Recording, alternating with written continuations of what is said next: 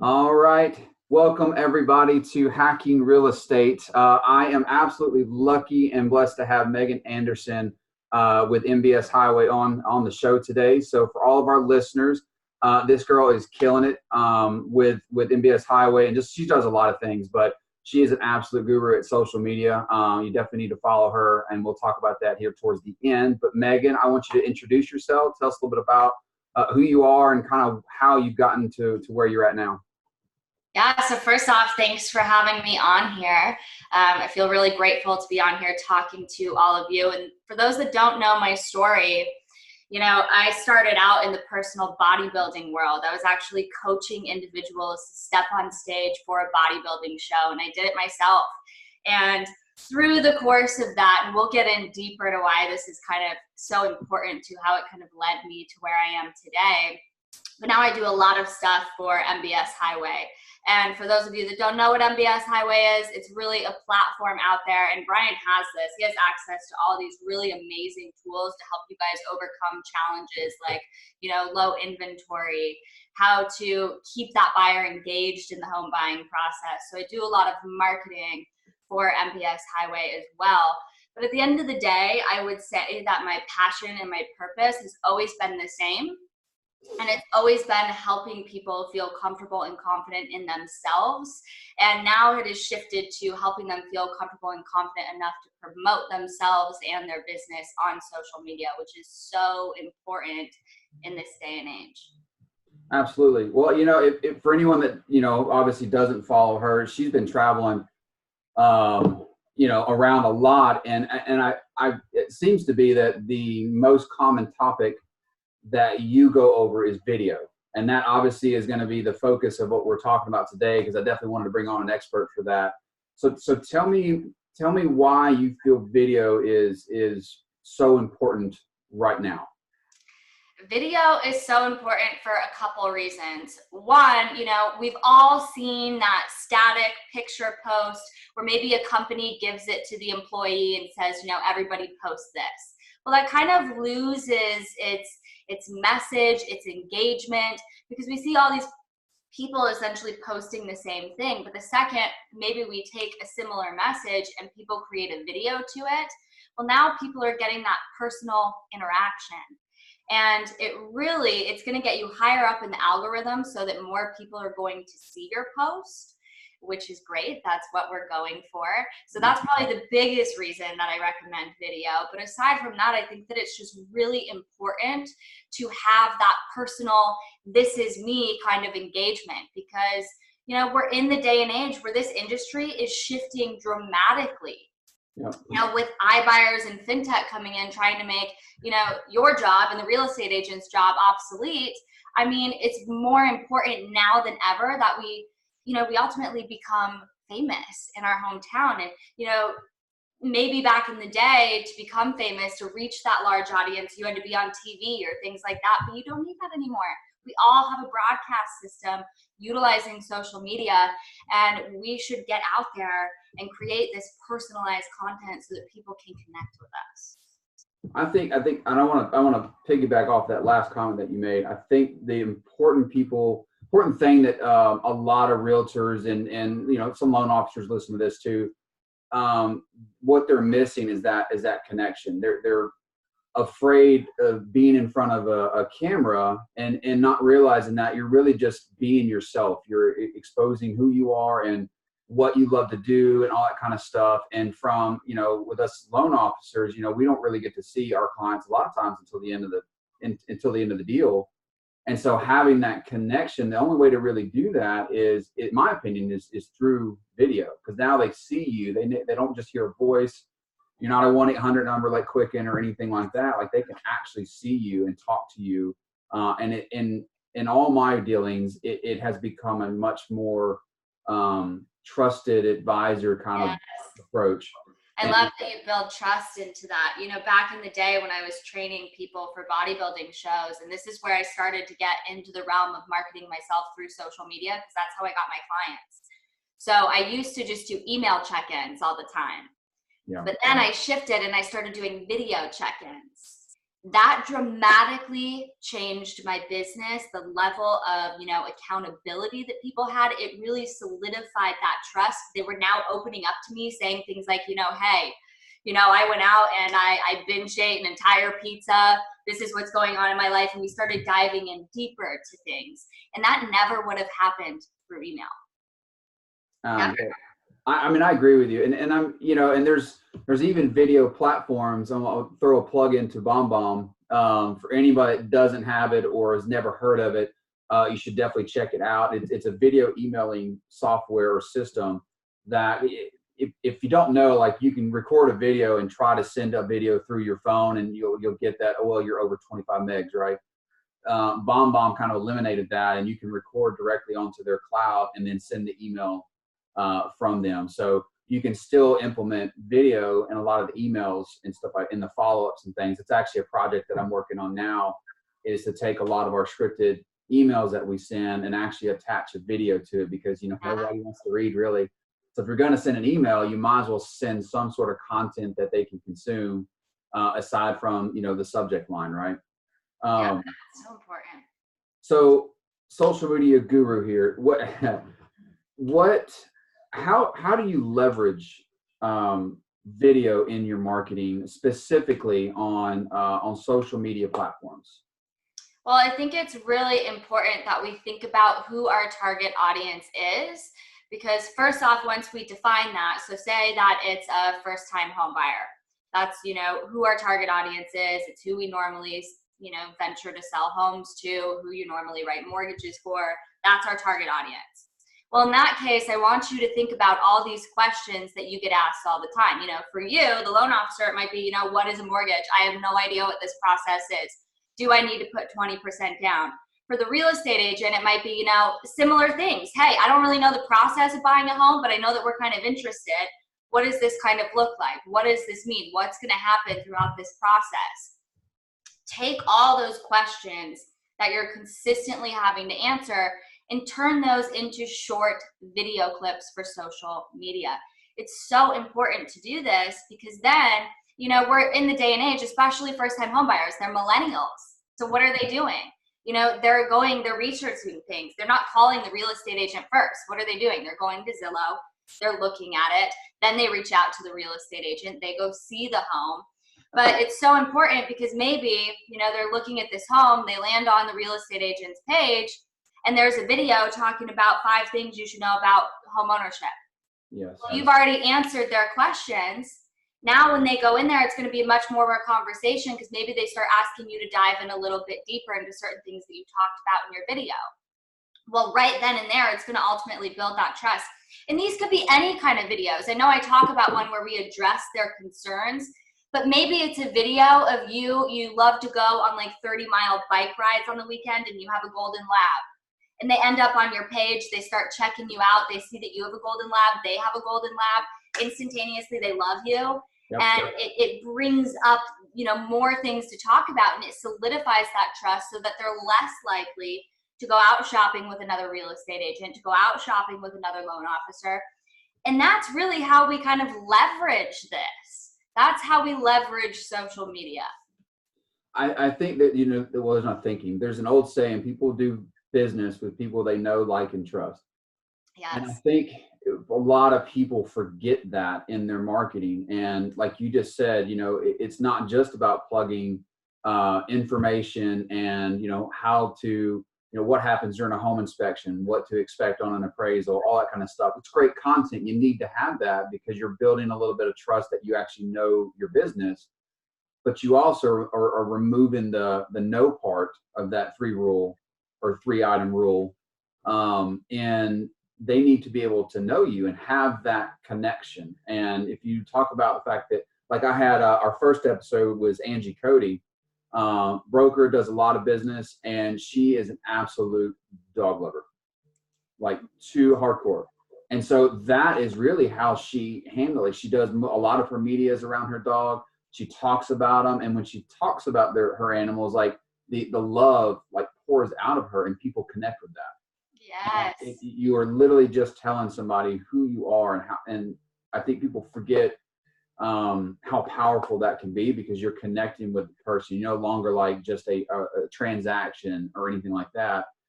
And I think it's something that I found important too, in that trusting piece, is because you're not treating it like a transaction, you are developing like a friendship, almost like a true relationship that's going to last through the years. And that is the part, if you're trying to build a sustainable business, that is the part that most people lose or forget, because they're just trying to collect a paycheck, which, I mean, we all got bills to pay, but still. Yeah, you bring up a good point. You know, your job, the real estate agent's job, it's all a business. It's built on relationships. Yeah. And you're going to increase your level of production by maintaining those relationships, because maybe they're a first-time home buyer now, but what happens, 8 years, 10 years down the road, when they start having more children and they want more space? Well, that's another transaction that if you completely forget about them and don't form a relationship with them, you're missing out on that business. And it's so easy to, hey, we're going to become Facebook friends when you're doing these transactions. Stay up to date with them, like a few posts, know what's going on in their life. And then, that's going to increase your level of production with really doing nothing other than sitting there and maintaining this relationship that you've already formed. Absolutely. And I want to go back to something that you said a second ago. I think was really important. And I've heard, I'm not just coming up with this. I've heard this from a lot of leadership, from a lot of professionals that have actually done a lot of business because of the video content that they put out. There's a really big power in, like, YouTube, for example, because when people start trying to figure out, how to buy a home, or what does it take to buy a home, or they start research. I had a phone call the other day that said they found me on Google, or they watched one of my videos. So there is a lot of power in being able to, like, put out content. So when someone searches, how to buy a home, I'm in Knoxville, so how to buy a home in Knoxville, or homes in Knoxville, video is automatically the top of the Google search. And so you're going to start coming up on that part. And now you have not only, they see you, they get to know you, but now they say, oh, wow, this person like has an authority, because they're out there producing content. And that is the part that I think a lot of people miss is, it's tough to be on video for sure. It is a little scary, but in the end, it's like you are creating a content, some sort of authority figure in your marketplace. And that's huge. I love to think as social media as a forum that is building our reputation. And Gary Vee said that on Phil Treadwell's podcast. It's a great podcast. Oh my God. It was a great podcast. Yeah. But I love to think about it like that. Your social media is building your reputation. And we really need to focus on becoming that trusted advisor if we don't want to become obsolete by what technology is, making the process able to do.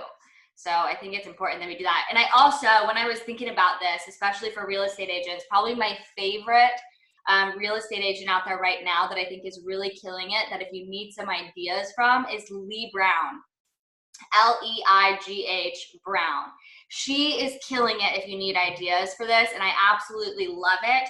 She will go into, her hairdresser, her dentist, all these people. She'll film videos with them and say, hey, this is the best place that I go for my caramel macchiato coffee, whatever the case may be.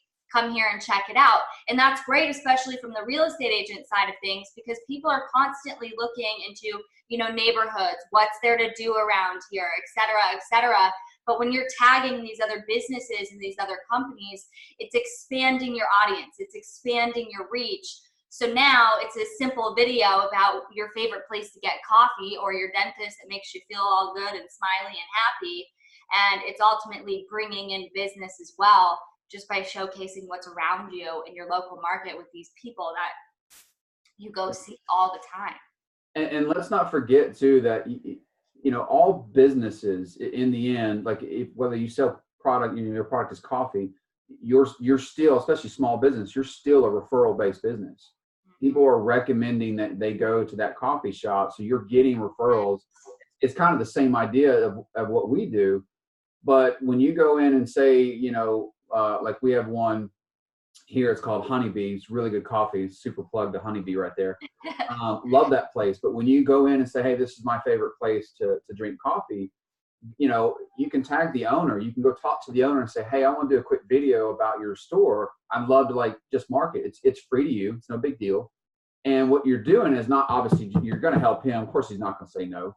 But most importantly, you are building your database now, because now you're going to talk to the owner. You're going to probably talk to any marketing coordinator that they may have or manager that they may have at the store at the time. And so you're now developing 2 or 3 more relationships. Yes. And that's what we do in and then your business. become the real estate agent that they know. So the second someone's coming in there, they're asking them, you know, how's your day? I like to think of a hairdresser for this example. What are you doing when you sit in the hairdresser's chair? Oh, how's your life going? What's new with you? Well, if you do that with your hairdresser, you film a video, hey, I love this gal, if you're blonde, you need to come to her. She makes you look fabulous. Tag her. She loves you. In the second she has all those 20 other people sitting in her chair asking, you know, what's new? Oh, we're looking to purchase a home. Oh, I know a real estate agent. Oh, I know a loan officer. Yeah. That's why we're doing this. Yeah. So there is a lot of power in video, and I want to, so we've talked about, you know, why video, right? How to essentially leverage it. Why is it so important? All that kind of stuff. But this is the biggest thing I think that stops people from even attempting video, or even when they do, it's probably short term because they realize like the fear is striking again. Tell me how you got comfortable doing video. And I should say this, tell me how you got comfortable. And a big question is, are you still in some shape, form, or fashion uncomfortable when you are doing video? Yeah, so such a great question. And for those that follow me or don't follow me, if you follow me, you kind of know my story. You know, back in the day when I was doing bodybuilding shows, I actually weighed like 20, 25 pounds less than I do right now. And when it came to filming videos, I had the worst body image. I was so insecure in myself. I mean, gaining 25 pounds on any body is going to leave you feeling a little self-conscious, a little insecure in your body. So getting out there and making these videos, I didn't feel comfortable. No part of me felt at all comfortable. But I think that it's important that we kind of stay in this neutral place, because it's easy for us to get in our head, you know, oh, I have a face made for radio. I don't look good. No one really wants to hear what I have to say.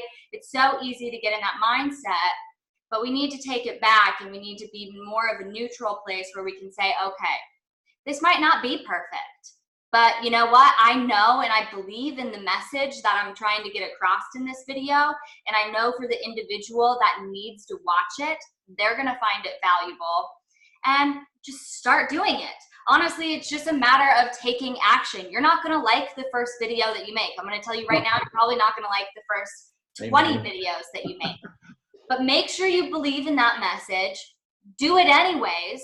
And I recommend that you wear something that makes you feel comfortable and confident. You know, make sure that the lighting is good. Elevate your camera a little bit so that we don't have like the double chin looking up your nostrils look. And just do it. Just get out there, do it. And then keep doing it, because it's about getting comfortable with being uncomfortable. And after you do this so many times and people start to engage with your content and say, thank you so much for sharing that, I related to that, this was so helpful, and then you start to see business coming in from this, I don't know if it's a thing that you ever really get comfortable. I would never say that I'm like 100% comfortable where I get on camera and I'm like, oh my gosh, I look so good. Like, just look at me. Like, it's not like that. It's just a matter of, I believe in my message and I'm going to do this. And I see the power in this, and getting over that talk that is in our head. And don't wait for your hair to be perfect, for you to go get Botox, for you to lose that 25 pounds. Because if you have that mentality, you're never going to get there and you're never going to do it. So just do it. I'm gonna follow up with this. So I've been wanting to start this podcast and YouTube stuff for a long time, even before I came to Movement. It's always been a factor in my head, and that the reason I haven't ever done it is because of that. I wanted the I needed the perfect software. I needed the perfect microphone, the lighting. As you can tell, like there's no lighting. I mean, I'm sitting in here in my LSU yellow room here. But in the end, it's like people don't care. Like that's the crazy part about it is like, yeah, you definitely need some sort of professional videos out there. That is important. But when you're talking about, we'll go back to the coffee shop. When you're talking about just going and doing a quick interview on a coffee, like you don't need to have $6,000 worth of equipment in front of one little table and having a conversation like you're creating a real show. No, and it's all about being consistent too. Like you're not going to be able to be consistent if you're constantly having to drop a couple $1,000 to film a video. I think people don't realize, like, if you want to start video, right there. Seriously. Like, I mean, especially the new iPhone. This is not the new one. I mean, the cameras are ridiculous. I mean, you don't need a $600 nice camera, or you know what? Just ask a friend, borrow one. I don't care. Yeah. I think one thing that I really want to get across, and you already said it, is the fear of inaction actually makes it worse. I don't know if I'm saying that right or not, but I think people need to get over the fear. And I know that that's hard. Like it's easy to say that.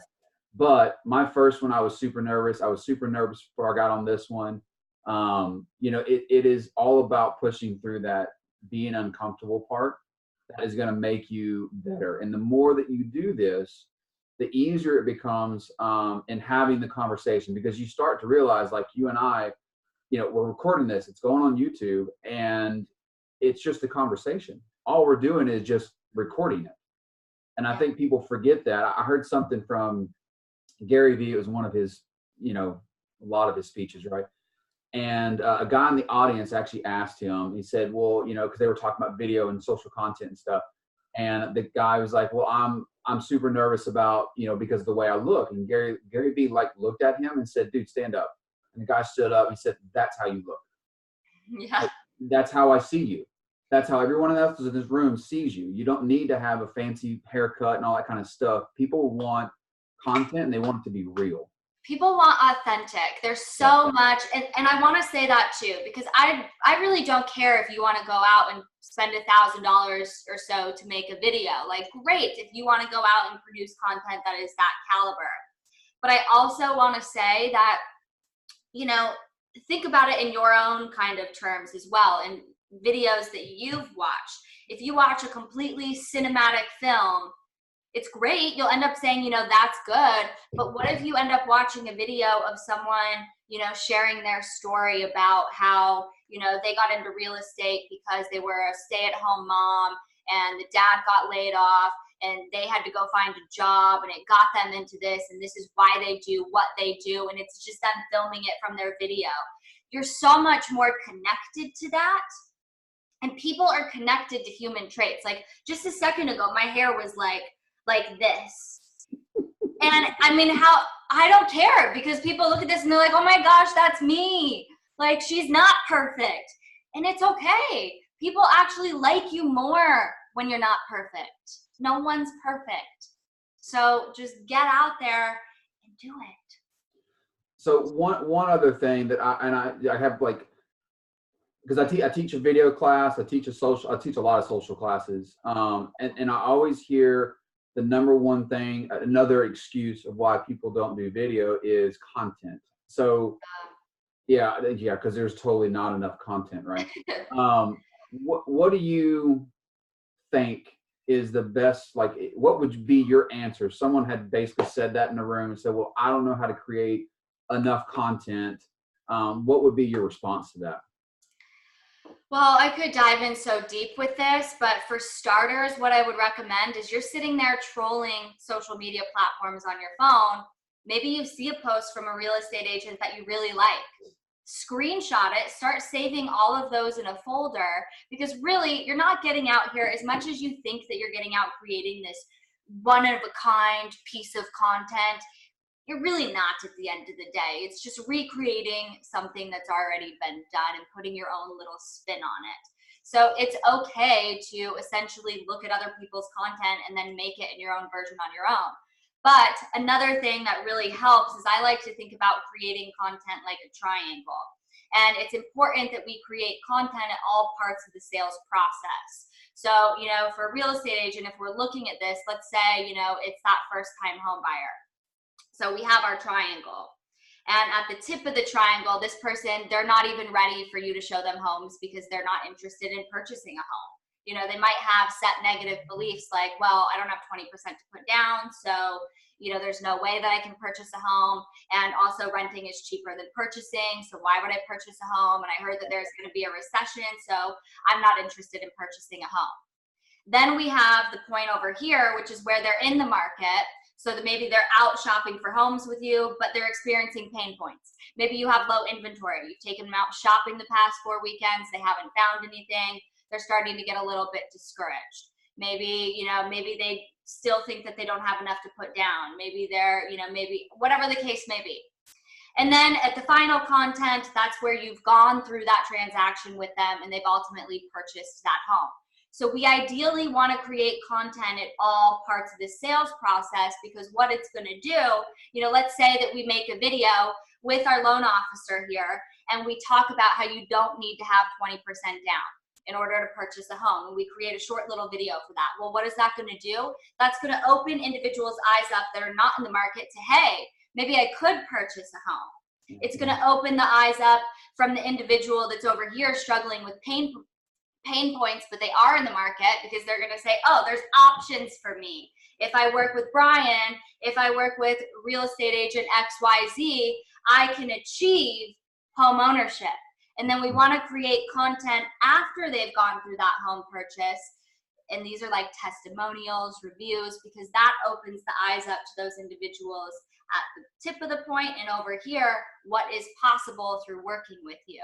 And really, at the end of the day, when it comes to creating content, I want you to just be aware of all these common questions that you end up having to answer every single transaction, because those make for really great content. And that's another thing too, is I think a lot of times people think that the video has to be long and super engaging and all that kind of stuff. Like, you know, there's certain aspects, definitely there's certain topics that need to be kind of expanded upon, but in general, it's like you can have short video, like a minute, 2-minute videos that is a common question. And actually we'll go out, you can actually do something on social media that says, hey, this is a common question that I hear from all of my buyers. I want to go ahead and throw it out here and address it here on social media. Let me know what you think, and then address the problem. And then boom, you just created a piece of content that is shareable, duplicatable.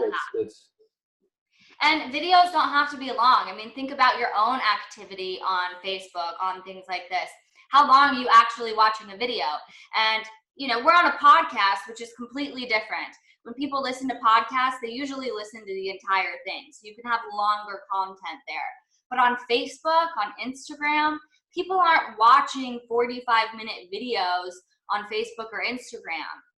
You know, they're these short kind of hits. And one thing that really helped me when it came to making videos, because I'll tell you what, when I started, I would ramble on and probably answer the same question like 15 times. I don't know why, but it just, maybe it was a combination of nerves and wanting to make sure that I would answer the question, but I would end up just rambling for like 15 minutes. And the punch of that video kind of got lost because I was rambling so much. So what I encourage for this, when you're like, well, how am I supposed to make this like video 60 seconds or, you know, shorter? Well, there's a common theme that I like to follow. And the first is that you hook them in. And that's where it's like, you know, are you struggling to find a home in your market that matches all your needs? You know, something like that. Is renting better than purchasing? Is renting really better than purchasing? Or, you know, have you been looking to purchase a home? These all kind of hook people in. Yep. And then after you hook them in, you go into, you know, providing a payoff or solution to whatever that problem is that they're experiencing or that question that they're experiencing. And then you leave them with a call to action. And that's, you know, reach out to me, schedule an appointment, call me, whatever the case may be. And when you keep it with that structure, you're going to do a lot less rambling. And that's super smart, actually, especially the big one on the very end of that is the call to action. I see in a lot of social media. I even catch it and I like reach out to the agent. I feel kind of nosy about it, but I'm like, hey, you're producing a lot of, cool videos or cool, like, or not videos, but memes or, they're definitely trying, but there's no like call to action. There's no, you say, hey, are you renting or buying? Are you interested in buying or second home? They all the same speech, right? And there's never really a call to action. Like there's no like, hey, call me or anything like that. And so a lot of people miss out on a lot of opportunities because they forget to do that. Like a lot of social media that I do is all about engagement. So I say something funny, I hook them in, and it's funny if you actually read it. It's what I do. Is like I hook them, and then I give my little speech about it, and at the very end, I always ask a question, and it's always relevant to that. And then before the day's out, we'll have 100+ comments on there. Is because I'm asking them to be engaged with me. I'm not just posting something. And I think people sometimes leave out that call to action because they're afraid of sounding salesy. But there's all different, and you can decide, what works for you. I mean, there's people that blatantly go in and ask for the sale, and it is very kind of salesy. And then there's other people where it's, hey, if you have questions about any of this, don't hesitate to reach out to me. Here's my contact information. And that to me is more so just like a conversation. So whatever way you want to do it, that's fine. But make sure that you are giving people the information that they need in order to make that next step, to, shift them down that sales funnel to ultimately get them to being that converted client that is now in that home. Absolutely. All right. So, well, I'll just ask, is there anything else that you feel from a video marketing standpoint? We talked about leveraging it. We talked about the importance of it. We talked about obviously the struggles that I think everyone feels about, being on camera. Is there anything else in your experience that in all the, classes and stuff that you've gone to, the seminars? I mean, you've been on stage. I mean, you've had a lot of opportunity to talk to a lot of different people about video. Is there anything else that comes to mind that people struggle with, or you just really want to like just hammer on the nail? I just want to say, get out of your head. Realize that video and social media right now is so important to keep you as that trusted advisor so that you can't get replaced through technology.